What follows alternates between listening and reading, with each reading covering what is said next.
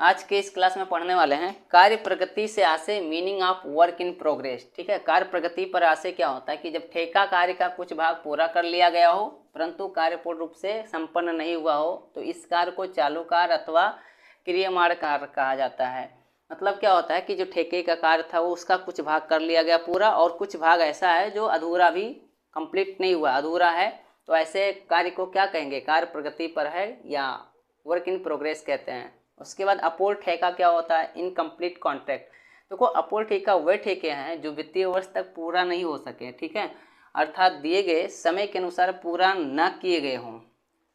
तो ठेके पूर्ण होने की दशा में ठेके को मूल्य का निर्गमित नहीं किया जाता है। ठीक है, मतलब अपूर्ण ठेके वे ठेके हैं जितना समय में आपने ठेका लिया था कि 1 साल में हमने इस कार्य को कर देंगे, ठीक है, लेकिन क्या हुआ कि 1 साल के अंदर आप उस कार्य को नहीं कर पाए तो उसे क्या कहेंगे, अपूर्ण ठेका कहेंगे। और ऐसी स्थिति में जो है ठेके का जो मूल्य है वो भी आपको नहीं दिया जाता है या ठेकेदार को नहीं दिया जाता है, निर्गमित नहीं किया जाता है।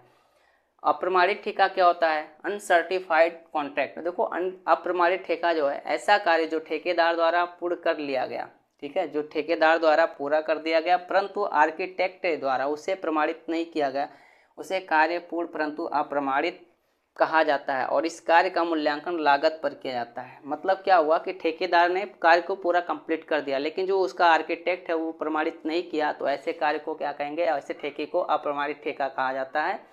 और इस कार्य का जो मूल्यांकन है वो लागत पर किया जाता है। और इसके लिए जनरल एंट्री क्या बनता है, work in progress account debit to contract account being work done but not certified. ठीक है,